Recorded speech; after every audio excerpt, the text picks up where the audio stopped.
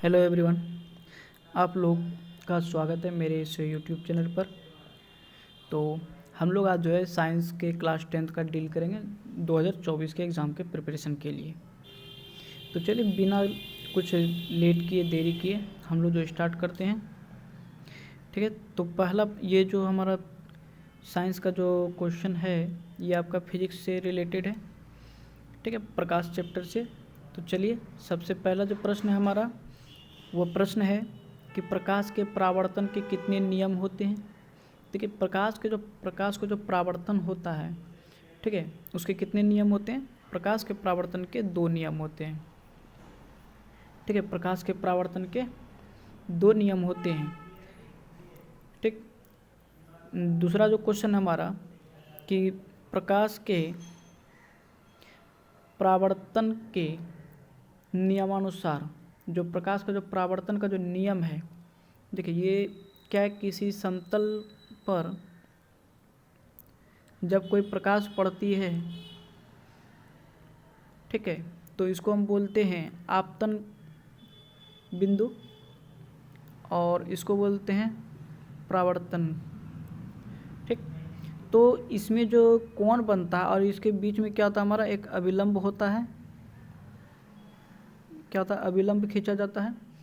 तो जो परावर्तन कोण जो होते हैं वो आपतन कोण को क्या होते हैं, बराबर होते हैं। ठीक है, परावर्तन कोण जो होते हैं, ये जो परावर्तन कोण है, परावर्तन किरण, वो जो कि दोनों क्या होते हैं, बराबर होते हैं। ठीक है, जिसको हम क्या लिखते हैं, आई इक्वल टू आर।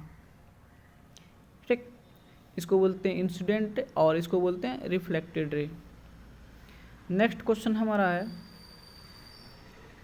समतल दर्पण द्वारा बना प्रतिबिंब। जो समतल दर्पण है उसके द्वारा प्रतिबिंब कैसा बनता है। देखिए प्रतिबिंब जो है कि हम लोग जब भी दर्पण देखते हैं, ये क्या हम लोगों का दर्पण है, ये हम लोगों का दर्पण है। जब हम लोग दर्पण पर यहाँ पर खड़े होकर के देखते हैं तो मान लीजिए ये वाला हाथ हैंड जो है कि मेरा लेफ्ट है और ये वाला राइट है। ठीक है, तो प्रतिबिंब जो हम लोग देखते हैं तो प्रतिबिंब क्या होता है, सीधा ही बनता है। जैसे कि हमारा सर कहाँ है, सर ऊपर की ओर है, तो इसमें भी जो है सर ऊपर की ओर बनेगा, पैर नीचे की ओर बनेगा। ठीक है, और हाथ भी उसी तरह से बनेगा। लेकिन इसमें क्या होगा, प्रतिबिंब में हमारा जो राइट हैंड है वो लेफ्ट हैंड की ओर दिखेगा और जो लेफ्ट हैंड है उधर राइट हैंड की दिखेगा। ठीक है, तो इसलिए जो है प्रतिबिंब क्या होता है, आभासी होता है और सीधा होता है। प्रतिबिंब क्या होता है, आभासी होता है और सीधा होता है। किस पर, समतल दर्पण जो द्वारा जो प्रतिबिंब बनता है, ठीक है, उस पर। अगला हमारा प्रश्न है कि आधुनिक क्वांटम सिद्धांत के अनुसार प्रकाश को कण तथा तरंग दोनों माना गया है। देखिए प्रकाश कण हम लोग जब हम लोग छोटे क्लास में पढ़ते थे तो उसमें बताया गया था जो सूर्य का प्रकाश है इससे निकलने वाला जो किरण होता है वो क्या होता है, छोटे कणों पर पड़ता है और उस पर परावर्तित होकर के ये क्या होता है, दूसरे कण तक पहुंचते हैं, जिससे कि प्रकाश फैलता है। ठीक है, तो प्रकाश का जो आधुनिक क्वांटम सिद्धांत के आधार पर जो प्रकाश को कण और तरंग दोनों माना गया है। कण भी माना गया है और तरंग भी माना गया है। आगे हमारा है कि समतल दर्पण की वक्रता त्रिज्या होती है। जो समतल दर्पण का जो वक्रता त्रिज्या होती है वो अनंत तक होती है। क्योंकि अनंत तक का मतलब क्या होता है, अगर इस पर हम कहीं वक्रता त्रिज्या के तो इसको वक्र तो होता नहीं है। ठीक है, समझे ना, तो इसका त्रिज्या कहाँ जाएगी, तो वो क्या जाएगा, अनंत तक चला जाएगा। कहाँ तक चला जाएगा, अनंत तक चला जाएगा। नंबर 6 है कि परावर्तन के लिए विचलन कोण का मान होता है। देखिए परावर्तन के लिए विचलन कोण का जब मान होता है तो विचलन कोण बराबर होता है 180 डिग्री -2। ठीक है, दूसरा प्रश्न है नेक्स्ट हमारा 7 नंबर कि यदि प्रकाश का आपतन कोण 90 डिग्री हो तो प्रकाश के परावर्तन कोण के लिए जो विचलन कोण होगा वो कितना डिग्री का होगा। अब देखिए प्रकाश का जो आपतन कोण है वो 90 डिग्री पर, मान लिया जाए ये क्या मेरा कोई चमकीली सतह है, ठीक है, इधर पॉलिश किया हुआ है, और प्रकाश का कोण, ये जो आपतन कोण जो बता रहा है हमारा, यहाँ से जो कोण हो गया इसको आपतन कोण कहते हैं, जो कितना डिग्री पर, 90 डिग्री पर है, ठीक है। तो इस पर जो प्रकाश का जो परावर्तन का जो विचलन कोण होगा वो कितना होगा, 0 डिग्री होगा। विचलन कोण का मतलब क्या होता है, जैसे यहाँ से प्रकाश गई और इधर से प्रकाश आकर के इधर लौट गई, ठीक है, तो ये देखिए कितना डिग्री से, जितना डिग्री पे इधर बनेगा उतना डिग्री से इधर भी क्या हो जाएगा, विचलन करेगा, ठीक। तो और किसी सीधी अगर कहीं है और वहाँ सीधा प्रकाश पड़ रहा है, तो सीधा जब प्रकाश पड़ेगा तो क्या होगा, उसी रेखा पर जो है प्रकाश के, जिस रेखा पर प्रकाश आई थी उसी पर से क्या हो जाएगा, वो गमन कर जाएगा। तो इसके बीच का कोण कितना डिग्री बनेगा, 0 डिग्री बनेगा, ठीक है, उसके बीच का कोण क्या बनेगा, 0 डिग्री बनेगा। तो वही कहा जा रहा है कि प्रकाश का आपतन कोण अगर 90 डिग्री हो तो परावर्तन के लिए विचलन कोण होगा, तो विचलन कोण कितना हो जाएगा, 0 डिग्री हो जाएगा, ठीक है। नेक्स्ट है कि किस दर्पण की फोकस दूरी वक्रता त्रिज्या की, जो क्या थे, कोई अगर दर्पण है उसका जो फोकस दूरी होता है वो वक्रता त्रिज्या की क्या होती है, आधी होती है। क्या होती है, आधी होती है, ठीक है। जब आप लोग इसको प्रूफ किया गया होगा तो आप लोग को बताया गया होगा एच क्या होता है, वो जो हाइट होती है उसकी वो क्या होती है, ओ सॉरी एच नहीं, इसमें मतलब फोकस, ठीक है, एफ बराबर R/2, जिसमें आपको ये बताया गया होगा उसमें ये चीज़ जो है कि आपको प्रूफ किया गया होगा कि एफ जो है कि आधा क्यों होता है वक्रता त्रिज्या की, ठीक है। चलिए आगे है कि सोलर कुकर में कौन सा दर्पण उपयोग होता है। जो सोलर कुकर होता है, देखिए सोलर कुकर हम लोग इस तरह से जो बनाया हुआ ऐसे करके बनाया जाता है, ठीक है, शीशा का बना हुआ रहता है, जो कि हम लोग बुक में देखे होंगे, इस तरह से शीशा का बना रहता है, ठीक है, इसको हम सोलर कुकर कहते हैं। तो इसी बोलते हैं सोलर कुकर में जो है कौन सा दर्पण प्रयोग होता है, तो सोलर कुकर में अवतल दर्पण का प्रयोग किया जाता है। किस दर्पण का प्रयोग किया जाता है, अवतल दर्पण का प्रयोग किया जाता है, ठीक है।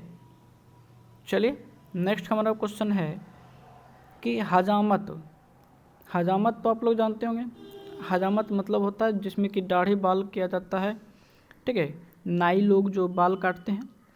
तो हजामत के लिए कौन सा दर्पण का उपयोग होता है, तो हजामत के लिए जो है अवतल दर्पण का प्रयोग किया जाता है, ठीक है। ये सब प्रश्न जो है कि ऑब्जेक्टिव में बहुत इंपॉर्टेंट सब है, इसे एक बार ध्यान से देख लीजिएगा तो खुद ब खुद समझ में आ जाएगा, इसको रोज़ पढ़ने का प्रयास कीजिए।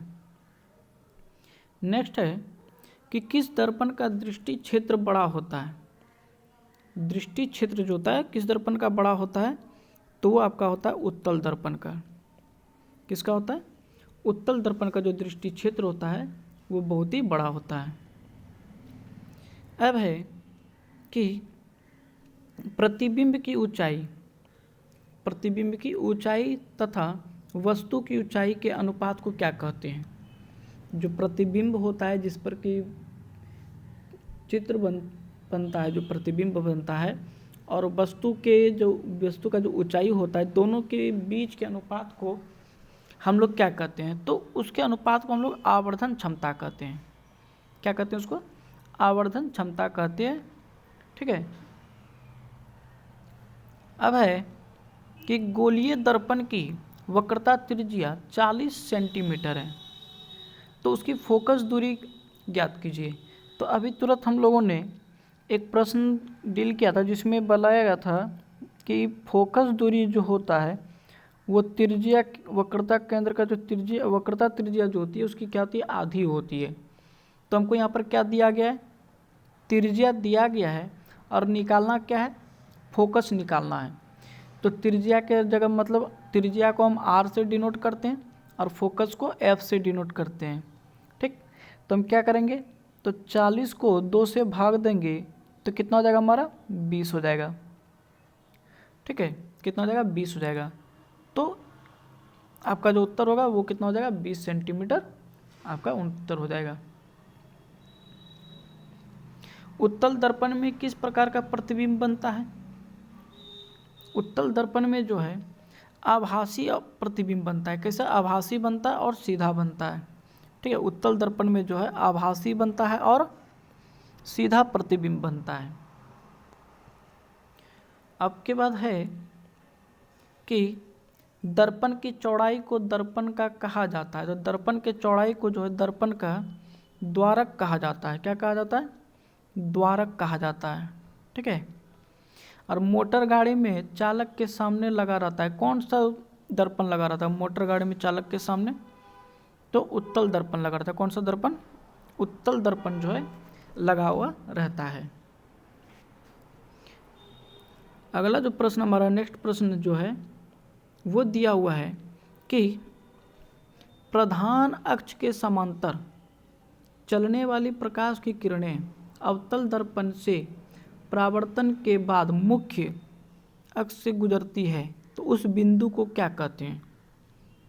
ठीक है, उस बिंदु को क्या कहते हैं? तो देखिए, प्रधान अक्ष किसको कहते हैं? मान लिया जाए ये मेरा दर्पण है, ये मेरा क्या, इसको हम कहते हैं प्रधान अक्ष।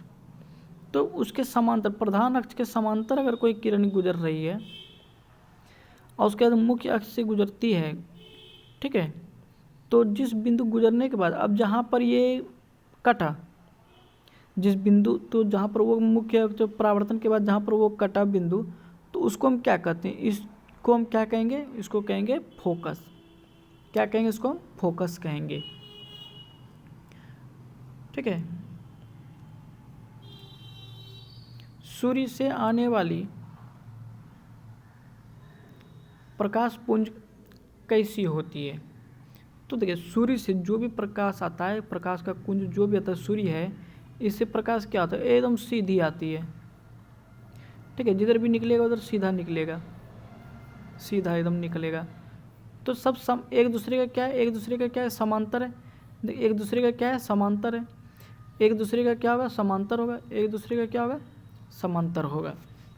ठीक है, तो सूर्य से आने वाले प्रकाश पुंज कैसी होती है? तो समांतर प्रकाश पुंज होती है। वास्तविक प्रतिबिंब की प्रकृति कैसी होती है? जो वास्तविक जो प्रतिबिंब होता है तो कैसा होता है? तो वास्तविक प्रतिबिंब हमेशा उल्टा बनेगा, क्योंकि देखिए हमारा जो नेत्र जो देखता है, तो नेत्र, मान लिया ये हमारा आँख है, ये हमारा क्या है? आँख है। प्रतिबिंब हमको दिख रहा है कि ये प्रतिबिंब, जैसे हम लोग कोई पेड़ देखते हैं तो वो पेड़ क्या होता है? हमारा सीधा दिखाई पड़ता है, लेकिन वास्तव में वो प्रतिबिंब क्या होता है? उसके आँख के द्वारा उसको देखा जाता है, देखने के बाद वो जाकर के वहाँ पर जो प्रतिबिंब बनता है उसको सीधा करता है। ठीक है, एक बिंदु पर। तो जब भी हम किसी वस्तु को देखते हैं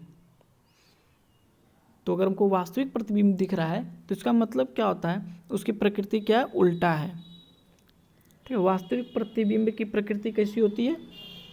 उल्टी होती है।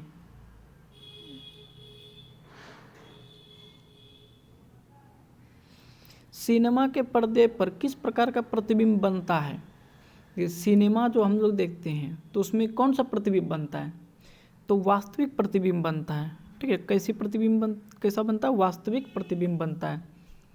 किसी धातु को अवतल दर्पण के सामने कहाँ पर रखें कि प्रतिबिंब को वास्तविक आकार के समान जो कि दिखेगा? ठीक है, तो उसका जो वस्तु का जो आकार होता है वो समान दिखेगा।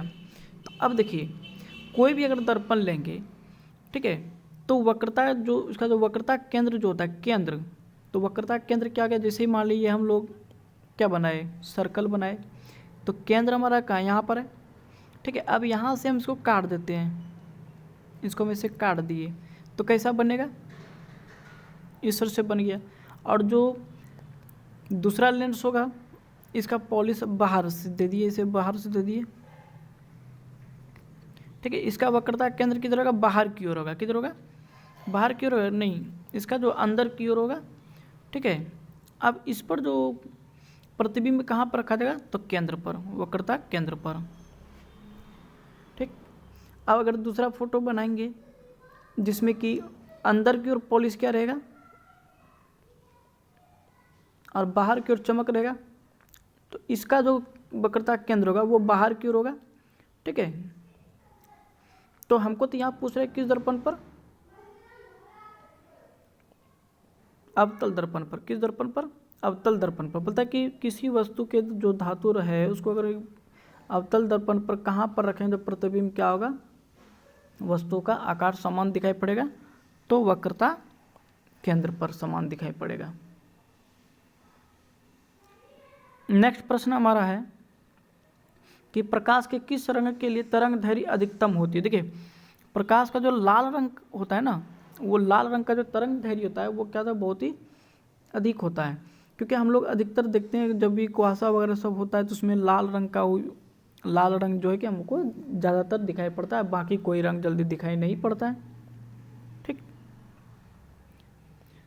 प्रकाश के किस रंग का तरंग दैर्घ्य निम्न होता है, तो ये किसका था, बैगनी होता है। ये दोनों जो कि आपका बहुत इम्पोर्टेंट है, इस सबको याद रखिएगा। उसके बाद अगला प्रश्न है कि निर्वात में प्रकाश का वेग होता है, तो प्रकाश का वेग जो होता है ना 3 गुना 10⁻8 मीटर प्रति सेकेंड होता है, ठीक। प्रकाश का निर्वात वेग जो होता है वो कितना होता है, 3 गुना 10⁻8 मीटर प्रति सेकेंड होता है।